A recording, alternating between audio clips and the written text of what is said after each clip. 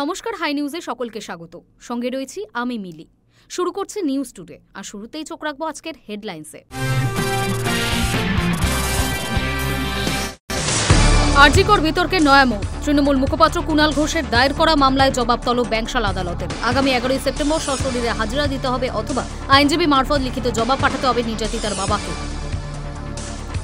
ফের বন্ধ শিলিগুড়ি সিকিম যুক্তকারী 10 নম্বর জাতীয় সড়ক। সেবক করোনেশন ব্রিজের কাছে রাস্তার একটি বড় অংশের উপর ধস নামে, ফলে ওই রাস্তায় যান চলাচল আপাতত সম্পূর্ণভাবে বন্ধ রাখা হয়েছে। চলতি সপ্তাহে ভারতের ওপর চড়া শুল্ক কার্যকর করেছে ট্রাম্প সরকার। তারপর থেকেই সমস্যায় ভারতের ব্যবসায়ীরা, ক্ষতির মুখে বসিরহাটের চিংড়ি ব্যবসা। ভারত ও জাপান আগামী 10 বছরের জন্য একটি গুরুত্বপূর্ণ রোড ম্যাপ তৈরি করেছে। প্রধানমন্ত্রী নরেন্দ্র মোদী এবং জাপানি প্রধানমন্ত্রী শিগেরু ইসিবারের মধ্যে হওয়া এক শীর্ষ সম্মেলনে এই বিষয়ে ঐকমত্য হয়েছে। ফের বিপাকে আরজিকরের নির্যাতিতার বাবা। তৃণমূল মুখপাত্র কুণাল ঘোষের দায়ের করা মানহানির মামলায় তার কাছে জবাব তলব ব্যাংশাল আদালতের। আগামী 11 সেপ্টেম্বর সশরীরে হাজিরা দিতে হবে অথবা আইনজীবী মারফত লিখিত জবাব পাঠাতে হবে নির্যাতিতার বাবাকে, নির্দেশ আদালতের। ফের বিপাকে আরজিকরের নির্যাতিতার বাবা। তৃণমূল মুখপাত্র কুণাল ঘোষের দায়ের করা মানহানি মামলায় তার কাছে জবাব তলব ব্যাংশাল আদালতের। আগামী 11 সেপ্টেম্বর সশরীরে হাজির হতে হবে অথবা আইনজীবী মারফত লিখিত জবাব পাঠাতে হবে নির্যাতিতার বাবাকে, নির্দেশ আদালতের। সম্প্রতি তৃণমূল কংগ্রেসের মুখপাত্র কুণাল ঘোষের বিরুদ্ধে বিস্ফোরক অভিযোগ করেন আরজিকরের নির্যাতিতার বাবা। তার অভিযোগ, সিবিআইকে রাজ্য সরকার ঘুষ দিয়েছে আর সিডিও কমপ্লেক্সে গিয়ে সেটেল করেছেন কুণাল ঘোষ। সংবাদ মাধ্যমে তার বিরুদ্ধে এমন অপপ্রচার ও কুৎসার অভিযোগে আগেই আরজিকরের নির্যাতিতা অভয়ের বাবার বিরুদ্ধে মানহানির মামলা দায়ের করেন কুণাল ঘোষ। এবার সেই মামলার প্রেক্ষিতে অভয়ের বাবার কাছে জবাব তলব করল ব্যাংশাল আদালত। এর আগে অভয়ের বাবাকে আইনি নোটিশ পাঠিয়েছিলেন কুণালের আইনজীবী অয়ন চক্রবর্তী। 4 দিনের মধ্যে সাংবাদিক বৈঠক করে এহেন বক্তব্যের জন্য ক্ষমা চাইতে হবে বলেও জানানো হয়েছিল। অন্যথায় আইনি পদক্ষেপ করার কথা জানান কুণালের আইনজীবী। সেই সময়সীমা শেষ হলেও ক্ষমা চাননি অভয়ের বাবা, ফলে এ নিয়ে গত বুধবার মামলা দায়ের করেন কুণাল ঘোষ। যদিও আগেই অভয়ের বাবার প্রতি পূর্ণ সম্মান ও সহমর্মিতা জানিয়ে কুণাল জানান, আমার পূর্ণ সহানুভূতি রয়েছে, একটা জঘন্য ঘটনাও ঘটেছে, অপরাধীরা শাস্তি পেয়েছে, আমরা সবাই ন্যায় চেয়েছি এবং পেয়েছি, কিন্তু উনি যা মুখে আসবে বলে যাবেন, যে যা শেখাবে তাই বলবেন, তা তো হতে পারে না। উনি ক্ষমা না চাইলে কোর্টে এসে যা বলেছেন তার প্রমাণ দিতে হবে। সেই মামলাতেই এবার ব্যাংশাল আদালতে হাজিরার নির্দেশ পেলেন অভয়ার বাবা। High news network. ফের রবিবার যান নিয়ন্ত্রণ দ্বিতীয় হুগলি সেতুতে। সাঁতরাগাছি বাস টার্মিনাসের কাছে স্টিল পোর্টাল বিম বসানো এবং দ্বিতীয় হুগলি সেতুর কেবল ও বেয়ারিং বদলের জের। রবিবার হাওড়ায় দিনভর কড়া ট্রাফিক নিয়ন্ত্রণ। হাওড়া সিটি পুলিশের তরফে এই মর্মে বিজ্ঞপ্তি। ফের রবিবার যান নিয়ন্ত্রণ দ্বিতীয় হুগলি সেতুতে। সাঁতরাগাছি বাস টার্মিনাসের কাছে স্টিল পোর্টাল বিম বসানো এবং দ্বিতীয় হুগলি সেতুর কেবল ও বেয়ারিং বদলের জেরেই এই সিদ্ধান্ত। রবিবার হাওড়ায় দিনভর কড়া ট্রাফিক নিয়ন্ত্রণের বন্দোবস্ত। হাওড়া সিটি পুলিশের তরফেও এই মর্মে বিজ্ঞপ্তি জারি। সাঁতরাগাছি স্টেশনে পৌঁছানোর ক্ষেত্রে ঘুরপথের বিকল্প ব্যবস্থা করা হয়েছে। নিবরাত দিক থেকে আসা গাড়িগুলির বিকল্প জগাছা মহিয়ারি রোড। কাজীপাড়া থেকে আসা গাড়িগুলির বিকল্প সাঁতরাগাছি স্টেশন। কোলাঘাট বা ডানকুনি থেকে আসা কলকাতাগামী গাড়িগুলিকে রবিবার কোনা এক্সপ্রেসওয়ে বা বিদ্যাসাগর সেতু ধরে যাওয়ার ব্যবস্থা করা হয়েছে। ওই গাড়িগুলির বিকল্প ধুলাগড় নিবরা সলভ হয়ে বিবেকানন্দ সেতু। আবার কোলাঘাটে যাওয়া গাড়িগুলির বিকল্প হিসেবে Kazipara GT road Andul road হয়ে 16 নম্বর জাতীয় সড়ক। ডানকুনিগামী গাড়িগুলির বিকল্প কাজীপাড়া থেকে বালি। কলকাতা থেকে হাওড়াগামী গাড়ির বিকল্প দ্বিতীয় হুগলি সেতুর বদলে হাওড়া ব্রিজ অথবা নিবেদিতা সেতু। প্রসঙ্গত, গত রবিবার বিদ্যাসাগর বা দ্বিতীয় হুগলি সেতুতে যান চলাচল সম্পূর্ণ বন্ধ ছিল। হাওড়া সাঁতরাগাছির বিভিন্ন এলাকার সঙ্গে শহর কলকাতা সড়ক পথে যোগাযোগের অন্যতম মাধ্যম এই সেতু। এছাড়া রাজ্যের প্রশাসনিক ভবন নবান্নের জেরে এই সেতু যথেষ্ট গুরুত্বপূর্ণ। নিত্যদিন প্রায় ছোট বড় সব মিলিয়ে কয়েক হাজার গাড়ি যাতায়াত করে। বয়সের নিরিখে বিদ্যাসাগর সেতু 33 বছরে পা রেখেছে। 823 মিটার দীর্ঘ এই সেতুটি ভারতের দীর্ঘতম কেবল সেতু। ফলে সেতু নির্মাণের কাজে ব্যবহৃত stay cable, holding down cable, deck slab, expansion joint প্রভৃতি বদলের প্রয়োজন পড়েছে। High news network. চলতি সপ্তাহে ভারতের ওপর চড়া শুল্ক কার্যকর করেছে ট্রাম্প সরকার। তারপর থেকেই সমস্যা ভারতের ব্যবসায়ীদের। ক্ষতির মুখে বসিরহাটে চিংড়ি ব্যবসা। ট্রাম্পের ভারতীয় পণ্যে 50% শুল্ক নীতিতে ক্ষতির মুখে বসিরহাটে চিংড়ি ব্যবসা। লক্ষ লক্ষ টাকার ক্ষতির আশঙ্কা। বিপদে বসিরহাটের মৎস্যজীবী, ব্যবসায়ী, এক্সপোর্টার ও মাছ প্যাকিং শ্রমিকেরা।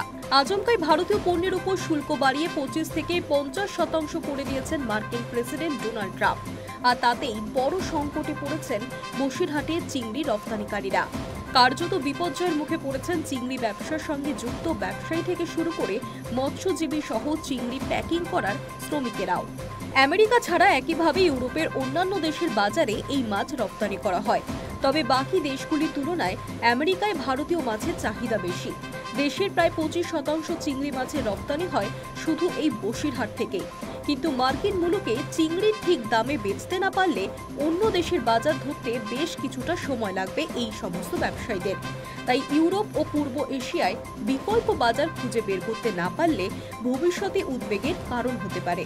প্রতি সপ্তাহে কয়েকশো কোটি টাকার বাগদা, গলদা ও ভেনামি চিংড়ি বসিরহাটের বিভিন্ন আড়ত থেকেই রপ্তানি করা হয়, যার মধ্যে মালঞ্চ, বসিরহাটের ত্রিমণি, হাসনাবাদ, সরবেরিয়ার পাশাপাশি সীমান্তবর্তী ইটিন্ডা, তেঁতুলিয়া, সারাপুলের মতো এলাকার আড়তগুলি থেকেই এই চিংড়ি মাছ মার্কিন মুলুকে পাচার করেই সংসার নির্বাহ করেন লক্ষাধিক মানুষ। আমেরিকা ছাড়াও ভারত থেকে চিংড়ি আমদানি করে ভিয়েতনাম, থাইল্যান্ড, চীন, জাপান, ইন্দোনেশিয়া, রাশিয়া সহ বেশ কিছু দেশ। বসিরহাটের এক মাছ এক্সপোর্টার জানান, আমেরিকার দেখাদেখি অন্যান্য দেশগুলিও একই পথে হাঁটার পরিকল্পনা নিয়েছে, যার ফলে আগামী দিনে এই ব্যবসায় আমরা থাকতে পারবো কিনা সেটা নিয়েই আমরা সন্দিহান। এই মুহূর্তে চিংড়ি দামে 50% শুল্ক লাগায় আমরা বিস্তর ক্ষতির মুখে। বসিরহাটের অনেক রপ্তানিকারী আমেরিকায় তাদের চালান স্থগিত করেছে এই বিপুল শুল্কের জেরেই। আমেরিকার ট্রাম্প সরকার আমাদের দেশের উপরে 50% শুল্ক বা ট্যাক্স চাপানোর কারণে আমাদের দেশের যে সমস্ত চিংড়ি মাছ, বাগদা, গলদা বা সিফুড, যেগুলো সমুদ্রের যে সমস্ত চিংড়ি মাছ, যেগুলো মূলত যুক্তরাষ্ট্রে বা আমেরিকায় যেগুলো এখান থেকে রপ্তানি করা হয়, সেই মাছের উপরে শুল্ক চাপানোর কারণে ব্যবসায় অনেকটা মন্দা দেখা দিয়েছে। তথ্য বলছে, চিংড়ি ব্যবসা ধাক্কা খেলে বসিরহাটের উপকূলীয় অঞ্চলের প্রত্যক্ষ ও পরোক্ষভাবে প্রায় 5 থেকে 8 লক্ষ মানুষের বেশি মানুষ প্রভাবিত হবে। আগে রপ্তানি শুল্ক ছিল 8.2%, পরে সেটা বেড়ে গিয়ে দাঁড়ায় 25%। আর 27 আগস্ট থেকে 50% শুল্ক লাগু হওয়ায় সম্পূর্ণ ক্ষতির মুখে বসিরহাটের এই মৎস্য ব্যবসায়ীরা। কিন্তু ভারত থেকে আমদানির উপর রাষ্ট্রপতি ট্রাম্পের শুল্ক আরোপের ফলে এই শিল্প এখন সংকটের মুখে পড়েছে, যা প্রধান অর্থনীতির দেশগুলির মধ্যে সর্বোচ্চ। রাশিয়া তেল কেনার জন্য নয়াদিল্লিকে শাস্তি দেওয়ার জন্যই 27 আগস্ট থেকে মোট 50% শুল্ক আরোপ করা হয়। High news network. ফের হরপাবান আর মেঘভাঙা বৃষ্টিতে বিপর্যস্ত জম্মু ও কাশ্মীর। এবার রেয়াসি ও রামবান। শনিবারের মেঘভাঙা বৃষ্টিতে নিহত হয়েছেন 11 জন। জলের তোড়ে বাড়ি ভেসে নিখোঁজ বহু মানুষ। কিস্তোয়াড়ের পরে এবার রেয়াসি এবং রামবান। ফের হরপাবান আর মেঘভাঙা বৃষ্টিতে বিপর্যস্ত জম্মু ও কাশ্মীর। শুক্রবার থেকেই টানা বৃষ্টি হচ্ছে ওই অঞ্চলে। শনিবারের মেঘভাঙা বৃষ্টিতে নিহত হয়েছেন 11 জন। জলের তোড়ে বাড়ি ভেসে গিয়ে নিখোঁজ বহু মানুষ। রিয়াসি জেলায় শুক্রবারের ধসে ভেঙে পড়ে বাড়ি। একই বাড়িতে মৃত্যু হয় 7 জনের, এর মধ্যে 5 জনই শিশু। শনিবার তাদের দেহ উদ্ধার করা হয়। অন্যদিকে রামবানে মেঘভাঙা বৃষ্টি থেকে হওয়া হরপাবান ভাসিয়ে নিয়ে যায় রাজগড় এলাকার 2টি বাড়ি। সেখানে মৃত্যু হয়েছে 4 জনের, নিখোঁজ আরও 4 জন। সরকারি সূত্রে জানা গিয়েছে, বন্যায় ভেসে গিয়েছে আশেপাশের অঞ্চলের বহু বাড়িঘর। ঘটনার পরেই দ্রুত উদ্ধার কাজে নেমেছে প্রশাসন। পাশাপাশি অস্থায়ী ত্রাণ কেন্দ্র চালু করা হয়েছে। কেন্দ্রীয় মন্ত্রী জিতেন্দ্র সিং জানিয়েছে, রামবানের জেলা শাসকের সঙ্গে কথা হয়েছে। রামবানের মেঘভাঙা বৃষ্টিতে 4 জনের মৃত্যু হয়েছে, 1 জনের খোঁজে তল্লাশি চলছে। বিপর্যস্ত উপত্যকায় বন্ধ রয়েছে রেল যোগাযোগ। জানানো হয়নি কবে খুলবে শ্রীনগর জম্মু জাতীয় সড়ক। জম্মু অঞ্চলে 30শে আগস্ট পর্যন্ত স্কুল বন্ধ রাখার নির্দেশ দেওয়া হয়েছে। বৃহস্পতিবার জম্মু কাশ্মীরের মুখ্যমন্ত্রী ওমর আবদুল্লাহ বন্যা পরিস্থিতির পর্যালোচনা করেন। ক্ষয়ক্ষতি নিয়ে উদ্বেগ প্রকাশ করে মুখ্যমন্ত্রী বলেন, ওই অঞ্চল অল্পের জন্য একটি বড় সংকট থেকে রক্ষা পেয়েছে, অর্থাৎ আরও বড় দুর্যোগের আশঙ্কা প্রকাশ করেছিলেন তিনি। শনিবার ফের হরপাবানের কবলে পড়ল উপত্যকা। সম্প্রতি জম্মু ও কাশ্মীরের কাঠুয়া, ডোডা, জম্মু, সাম্বা, রামবান এবং কিস্তোয়ার জেলাতে ভারী থেকে অতি ভারী বৃষ্টির সতর্কতা জারি করা হয়েছে। এরপর মেঘভাঙা বৃষ্টি নামে ডোডায়। ভয়ঙ্কর বৃষ্টির জেরে আসে হরপাবান, যার জেরে এলাকায় 10টি বাড়ি ভেসে যায়। প্রশাসন জানায়, দুর্ঘটনার জেরে মৃত্যু হয় অন্তত 4 জনের। পাশাপাশি বহু মানুষ নিখোঁজ হন। তাওই নদীর জল বিপজ্জনকভাবে বেড়ে যায় বলেই দাবি করে প্রশাসন। High news network. ফের বন্ধ 10 নম্বর জাতীয় সড়ক। সেবক করোনেশন ব্রিজের কাছে রাস্তার একটি বড় অংশের উপর ধস নামে। ফলে ওই সড়কে যান চলাচল আপাতত সম্পূর্ণভাবেই বন্ধ রাখা হয়েছে। ধস সরিয়ে যান চলাচল স্বাভাবিক করতে সময় লাগবে বলেই মনে করছে স্থানীয় প্রশাসন। ফের বন্ধ 10 নম্বর জাতীয় সড়ক। সেবক করোনেশন ব্রিজের কাছে রাস্তার একটি বড় অংশের উপর ধস নামে। ফলে ওই সড়কে যান চলাচল আপাতত সম্পূর্ণভাবে বন্ধ রাখা হয়েছে। ধস সরিয়ে যান চলাচল স্বাভাবিক করতে সময় লাগবে বলে মনে করছে স্থানীয় প্রশাসনও। শুক্রবার মধ্যরাত থেকেই দফায় দফায় হালকা থেকে মাঝারি বৃষ্টি শুরু হয়েছে পাহাড়ে। তার জেরেই এই ধস বলে প্রাথমিকভাবে মনে করা হচ্ছে। স্থানীয় প্রশাসনের আশঙ্কা, জাতীয় সড়কের অন্যান্য অংশ ক্ষতিগ্রস্ত হয়েছে, তবে ধস না সরানোর ফলে ক্ষয়ক্ষতির হিসাব পাওয়া যাবে না বলেই অনুমান করছে প্রশাসন। 10 নম্বর জাতীয় সড়ক শিলিগুড়ি থেকে সিকিমে পৌঁছানোর প্রধানতম রাস্তা। ফলে এই সড়ককে সিকিমের লাইফলাইন বলা হয়ে থাকে। ফলে এই সড়ক বন্ধ থাকায় অনেকেই দুর্ভোগে পড়বেন। কালিম্পং জেলা প্রশাসনের তরফে বিকল্প রাস্তা হিসেবে লাভা এবং গরুবাথান হয়ে সিকিমে যাওয়ার পরামর্শ দেওয়া হয়েছে। সেক্ষেত্রে খানিক ঘুরপথে এবং অতিরিক্ত সময় ব্যয় করে গন্তব্যে পৌঁছাতে হবে গাড়ি চালকদের। টানা বৃষ্টির জেরে বিগত কয়েকদিনে বারবার জাতীয় সড়ক 10-এর বিভিন্ন জায়গায় ধস নামে। কয়েকদিন আগেই সেতী ঝোড়ার কাছে রাস্তার ভাঙা অংশ তলিয়ে গিয়েছিল পাশ দিয়ে বয়ে চলা তিস্তা নদীর গর্ভে। অন্যদিকে রাস্তার বিভিন্ন অংশে ফাটল দেখা যায়। পাথর সরিয়ে এবং ধস মেরামত করে যোগাযোগ ব্যবস্থা অব্যাহত রাখার চেষ্টা করেন জাতীয় সড়ক কর্তৃপক্ষ। কিছুদিন বন্ধ থাকার পর 15ই আগস্ট সন্ধ্যের পর ওই সড়কে ফের যান চলাচল শুরু হয়। ধস নামায় এবার সেই 10 নম্বর সড়ক ফের বন্ধ হয়ে গেল। High news network.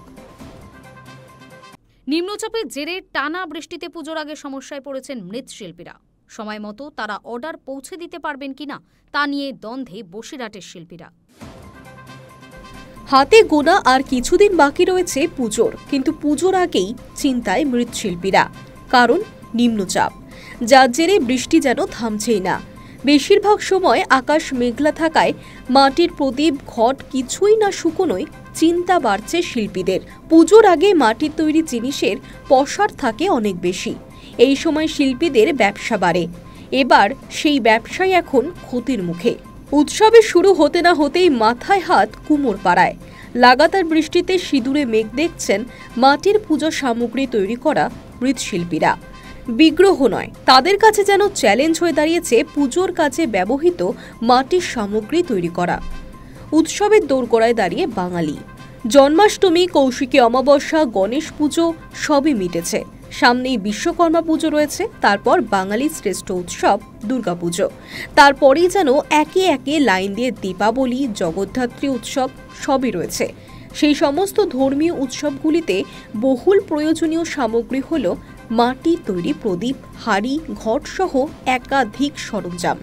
কিন্তু মাস দুয়েক ধরে চলা লাগাতার বর্ষণে বসিরহাটের পালমশাইরা বেজায় সমস্যায় পড়েছেন।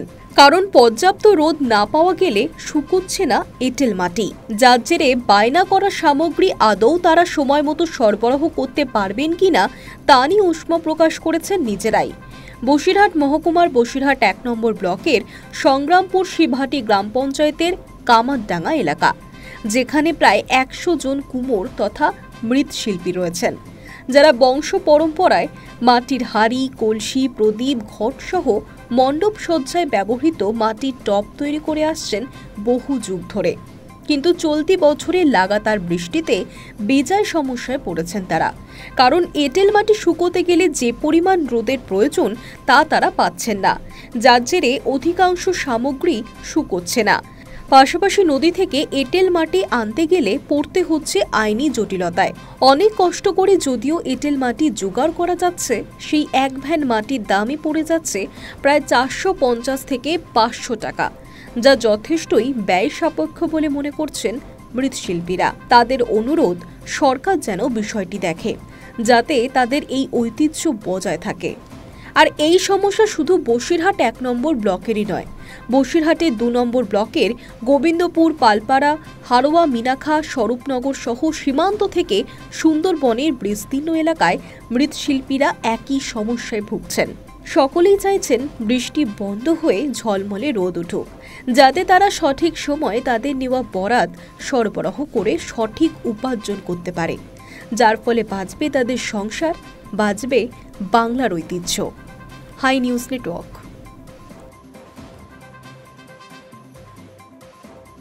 ভারত ও জাপান আগামী 10 বছরের জন্য অর্থনৈতিক ও কৌশলগত সহযোগিতাকে গভীর করার জন্য একটি গুরুত্বপূর্ণ রোড ম্যাপ তৈরি করেছে। প্রধানমন্ত্রী নরেন্দ্র মোদী এবং জাপানের প্রধানমন্ত্রী শিগিরু ইশিবারের মধ্যে হওয়া এক শীর্ষ সম্মেলনে এই বিষয়ে ঐকমত্য হয়েছে। ভারত ও জাপান আগামী 10 বছরের জন্য অর্থনৈতিক ও কৌশলগত সহযোগিতা আরও গভীর করার একটি গুরুত্বপূর্ণ রোডম্যাপ তৈরি করেছে। প্রধানমন্ত্রী নরেন্দ্র মোদী এবং তার জাপানি প্রতিপক্ষ শিগিরু ইশিবার মধ্যে হওয়া এক শীর্ষ সম্মেলনে এই বিষয়ে ঐকমত হয়। এর মধ্যে সবচেয়ে বড় ঘোষণা হল জাপান আগামী 1 দশকে ভারতে 10 ট্রিলিয়ন ইয়েন বেসরকারি বিনিয়োগের লক্ষ্যে নির্ধারণ করছে। এই চুক্তিটি এমন এক সময়ে হয়েছে যখন বিশ্বজুড়ে মার্কিন যুক্তরাষ্ট্র বাণিজ্য নীতির কারণে অর্থনৈতিক অনিশ্চয়তা বাড়ছে। উভয় নেতা সরাসরি যুক্তরাষ্ট্রের নাম না নিলেও আন্তর্জাতিক ব্যবস্থা শক্তিশালী করা এবং নিজেদের জাতীয় স্বার্থ রক্ষার ওপর জোর দিয়েছেন। মোদী এবং ইশিবা অর্থনৈতিক নিরাপত্তার উদ্যোগী চালু করছেন, যার মাধ্যমে সেমিকন্ডাক্টর, টেলিকম, ঔষধ এবং উদীয়মান প্রযুক্তির মতো গুরুত্বপূর্ণ ক্ষেত্রগুলোতে সরবরাহ চেইনই স্থিতিশীল রাখা হবে। একসঙ্গে তারা যৌথ নিরাপত্তা সহযোগিতার ঘোষণা চূড়ান্ত করছেন, যা বর্তমান প্রতিরক্ষা চ্যালেঞ্জ মোকাবিলায় উভয় দেশকে সাহায্য করবে। हम सस्टेनेबल फ्यूल्स इनिशिएटिव्स और बैटरी सप्लाई चेन पार्टनरशिप भी शुरू कर रहे हैं। हम economic security cooperation initiative launch कर रहे हैं। इसके तहत क्रिटिकल और स्ट्रेटेजिक क्षेत्रों में एक व्यापक अप्रोच के साथ आगे बढ़ा जाएगा। আগের বিনিয়োগের লক্ষ্যমাত্রা 2 বছর আগে পূরণ হওয়ায় জাপান এবার আরও বড় লক্ষ্যমাত্রা নিয়েছে। ইশিবা জানান, তারা ভারতে মহাকাশ, আধুনিক পরিবহন এবং Mumbai Ahmedabad high speed rail প্রকল্পের মতো গুরুত্বপূর্ণ ক্ষেত্রগুলিতে সহযোগিতা বাড়াবে। যৌথ বৃত্তিতে ইশিবা ভারত সরকারকে জাপানি কোম্পানিগুলির জন্য আরও সহজ নিয়ম ও সংস্কার আনার অনুরোধ জানিয়েছে। এর উত্তরে মোদী ভারতে বিনিয়োগের পরিবেশ আরও উন্নত করার প্রতিশ্রুতিও দিয়েছেন এবং আরও বেশি জাপানি ব্যবসাকে ভারতের বিনিয়োগের জন্য আহ্বানও জানিয়ে নতুন অর্থনীতি নিরাপত্তার উদ্যোগ প্রযুক্তিগত এবং কৌশলগত ক্ষেত্রগুলিতে একটি ব্যাপক পদ্ধতি সরবরাহ করবে। ডিজিটাল পার্টনারশিপ 2.0 এবং এআই কোঅপারেশন ইনিশিয়েটিভের মতো উচ্চ প্রযুক্তিগুলির ক্ষেত্রে সহযোগিতা উভয় দেশের জন্য অগ্রাধিকার পাবে। মোদী বলেন, সন্ত্রাসবাদ এবং সাইবার নিরাপত্তা বিষয়ে আমাদের উভয়ের অভিন্ন উদ্বেগ রয়েছে। প্রতিরক্ষা এবং সমুদ্র নিরাপত্তার ক্ষেত্রেও আমাদের অভিন্ন স্বার্থ রয়েছে। ইশিবা জানান, জাপান এবং ভারত একে অপরের শক্তির সুবিধা নিয়ে তাদের চ্যালেঞ্জগুলো সমাধান করতে পারে। জাপানের বিনিয়োগ ও প্রযুক্তি ভারতের মেক ইন ইন্ডিয়া এবং মেক ফর দ্য ওয়ার্ল্ড উদ্যোগকে আরও শক্তিশালী করবে। High news network. চীন সফরে প্রধানমন্ত্রী নরেন্দ্র মোদী 2018 সালের পর এটাই তার প্রথম সফর। তিয়ানজিনে অনুষ্ঠিত সাংহাই কোঅপারেশন অর্গানাইজেশন সম্মেলনে যোগ দেওয়ার পাশাপাশি তার সঙ্গে দ্বিপাক্ষিক বৈঠকে বসবেন চীনের প্রেসিডেন্ট শি জিনপিং। সীমান্ত থেকে বাণিজ্য নীতি, দুই দেশের সম্পর্কের নতুন সমীকরণ তৈরির সম্ভাবনা তৈরি করেছে এই সফর। 2018 সালের পর প্রথমবার চীন সফরে প্রধানমন্ত্রী নরেন্দ্র মোদী। তিনি অংশ নেবেন সাংহাই কোঅপারেশন অর্গানাইজেশন সম্মেলনে, যা তিয়ানজিন শহরে অনুষ্ঠিত হবে 31 আগস্ট থেকে 1 সেপ্টেম্বর পর্যন্ত। সম্মেলনে যোগ দেওয়ার আগে মোদীর সঙ্গে দ্বিপাক্ষিক বৈঠকে বসবেন চীনের প্রেসিডেন্ট শি জিনপিং। মোদীর এই সফরকে দুই দেশের সম্পর্কের উষ্ণতা ফেরার ইঙ্গিত হিসেবেই দেখা হচ্ছে। চীনের পররাষ্ট্র মন্ত্রণালয়ের মুখপাত্র গুয়ো জিয়াকুন জানিয়েছেন, এসসিও তিয়ানজিন সম্মেলনের জন্য প্রধানমন্ত্রী মোদীকে চীন আন্তরিকভাবে স্বাগত জানাচ্ছে। তার মতে এই বৈঠক হবে ঐক্য ও বন্ধুত্বের প্রতীক এবং এসসিওকে নতুন মাত্রায় নিয়ে যাবে। এর আগে 2024 সালে রাশিয়ার কাজানে ব্রিক্স সম্মেলনে শেষবার মুখোমুখি হয়েছিলেন মোদী ও শি। সেই বৈঠকের পর ভারত চীন সম্পর্কে ইতিবাচক অগ্রগতি লক্ষ্য করা গিয়েছিল। সম্প্রতি ভারত আবার চীনা নাগরিকদের ভিসা দেওয়া শুরু করেছে এবং পুনরায় চালু হয়েছে কৈলাস মানস সরোবর যাত্রা। সেপ্টেম্বর থেকে সরাসরি বিমান পরিষেবাও ফেরানোর উদ্যোগ নেওয়া হচ্ছে, যা কোভিড ও গালওয়ান সংঘর্ষের পর স্থগিত ছিল। প্রতিরক্ষামন্ত্রী রাজনাথ সিং, বিদেশমন্ত্রী এস জয়শঙ্কর ও এনএসএ অজিত ডোভাল সহ বেশ কয়েকজন শীর্ষ ভারতীয় নেতা ইতিমধ্যেই বেজিং সফর করেছেন। তবে সীমান্ত ইস্যুই এই বৈঠকের সবচেয়ে বড় আলোচ্য হতে পারে। 2020 সালে গালওয়ান সংঘর্ষের পর সম্পর্ক তলানিতে ঠেকেছিল। গত অক্টোবরে দেমচক ও দেবসাং এলাকা থেকে সেনা প্রত্যাহারের মাধ্যমে পরিস্থিতি কিছুটা স্বাভাবিক হলেও লাদাখ সীমান্তে অচলাবস্থা এখনও কাটেনি। আশা করা হচ্ছে মোদী শি বৈঠকে অন্তত আংশিক ডি-এক্সেলেশনের পথে কিছু পদক্ষেপ নেওয়া হতে পারে। অন্যদিকে এই সফর ভারতের কৌশলগত স্বায়ত্তশাসনেরও প্রতীক। যুক্তরাষ্ট্রের সঙ্গে বাণিজ্যিক টানাপোড়েনের মাঝেই চীনের সঙ্গে আলোচনার টেবিলে বসছেন মোদী। মার্কিন প্রেসিডেন্ট ডোনাল্ড ট্রাম্প সম্প্রতি 50% শুল্ক চাপানোর ঘোষণা দিয়েছেন, যা ভারত আমেরিকা সম্পর্ককে চাপে ফেলেছে। ফলে দিল্লি এখন রাশিয়া ও চীনের সঙ্গে ঘনিষ্ঠতার দিকেও নজর দিচ্ছে। উল্লেখযোগ্যভাবে ভারত, চীন, রাশিয়া 3 দেশই ব্রিক্সের সদস্য। ট্রাম্প হুঁশিয়ারি দিয়েছেন, ব্রিক্স যদি ডলারের বিকল্প মুদ্রা আনার উদ্যোগ নেয় তবে অতিরিক্ত শুল্ক আরোপ করবেন। চীন প্রকাশ্যে ভারতের পাশে দাঁড়িয়েছে। বেজিংয়ের রাষ্ট্রদূত জু ফেইহং স্পষ্ট ভাষায় বলেছেন, আমরা শুল্কের অপব্যবহারের বিরোধী এবং ভারতের পাশে থাকব। গত এপ্রিলেও চীন জানিয়েছিল, শুল্ক যুদ্ধের কোনো বিজয় নেই, তাই উন্নয়নশীল দেশগুলোকে ঐক্যবদ্ধভাবে প্রতিরোধ গড়ে তুলতে হবে। সব মিলিয়ে তিয়ানজিনের এসসিও সম্মেলন শুধু আঞ্চলিক নিরাপত্তা নয়, ভারত চীন দ্বিপাক্ষিক সম্পর্ক, সীমান্ত সমস্যার ভবিষ্যৎ সমাধান এবং আন্তর্জাতিক বাণিজ্য নীতিতেও গুরুত্বপূর্ণ প্রভাব ফেলতে চলেছে। আন্তর্জাতিক কূটনীতির এই জটিল সময়ে মোদীর সফর নিঃসন্দেহে ভারতীয় পররাষ্ট্রনীতির জন্য একটি বড় পরীক্ষা। High news network. News today এখনকার মতো এই পর্যন্তই। নজর রাখুন হাই নিউজে, নির্ভীক, নিরপেক্ষ।